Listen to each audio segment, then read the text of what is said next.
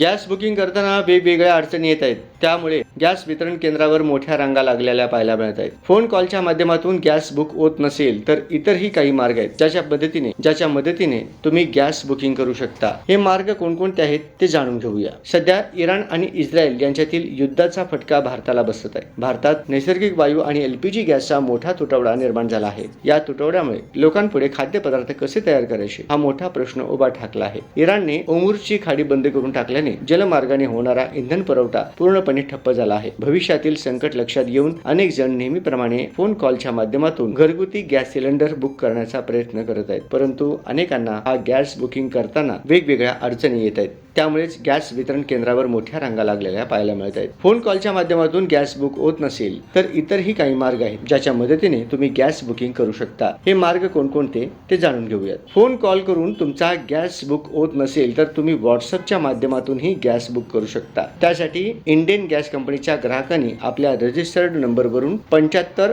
88 88 88 24 या मोबाईल क्रमांकावर रिफिल असा व्हॉट्सअप मेसेज करायचा. त्यानंतर HP गॅसचे ग्राहक असलेल्यांनी 92 22 20 11 22 या मोबाईल क्रमांकावर हाय किंवा बुक असा व्हॉट्सअप मेसेज टाईप करायचा. भारत गॅसच्या ग्राहकांनी 18 00 22 43 44 या क्रमांकावर हाय किंवा बुक असा व्हॉट्सअप मेसेज करायचा. तुम्ही मोबाईल ॲपच्या माध्यमातून देखील गॅस बुक करू शकता. त्यासाठी तुमच्याकडे उमंग ॲप असायला पाहिजे. सोबतच पेटीएम, फोनपे, ॲमेझॉन पे यासारख्या ऑनलाईन आर्थिक व्यवहार करायच्या ॲपमधूनही तुम्ही गॅस बुकिंग करू शकता.